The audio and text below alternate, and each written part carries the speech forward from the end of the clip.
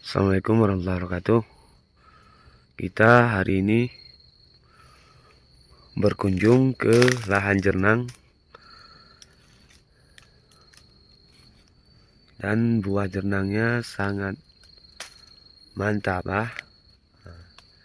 Ini namanya jernang jantung. Jernang jantung.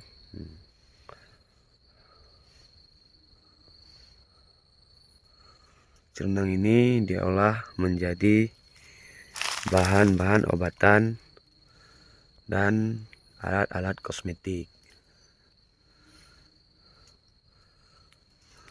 Kebun jernang ini luas sekitar 2 rantai ya.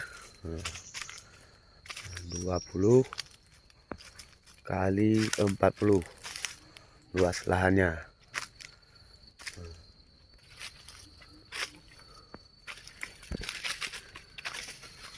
Buahnya juga sangat mantap semua pohonnya ada buah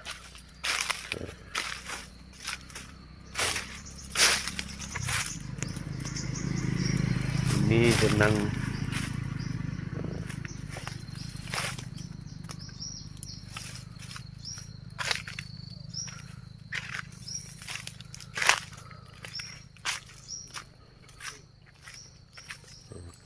kita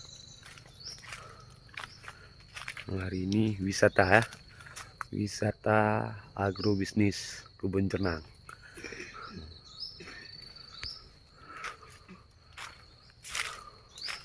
Semua pohon ada buahnya ini buahnya besar-besar buahnya. Ini buah yang besar-besar ini akan diperbanyakkan lagi nanti.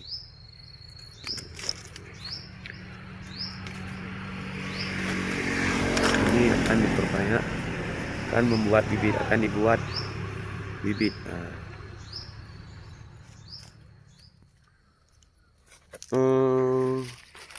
Berarti masa panen dari tatanum paduk tahun berarti. Masa panen dari tatanum untuk dapat berpasir pun lebih kurang menyodarawan secara intensif kurang 4 tahun. Berarti harga. Artinya ke ekonomi Berarti miojino harga sekilo padum harga ceno.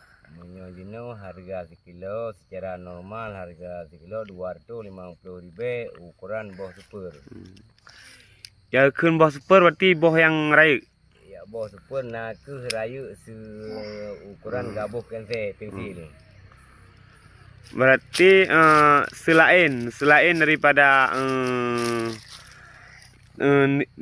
publo alih lom pegak bibit Setiap tahun tetap mengubah boh untuk bibit dan sebagian mepot untuk publo.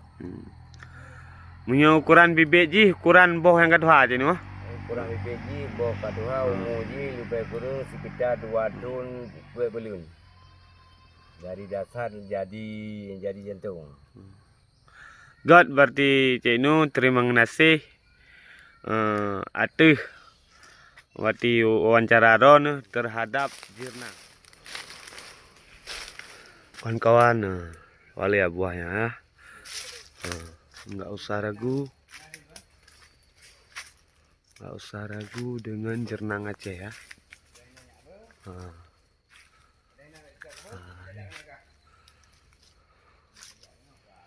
Setiap ada batangnya, setiap ada pohonnya, ada buahnya.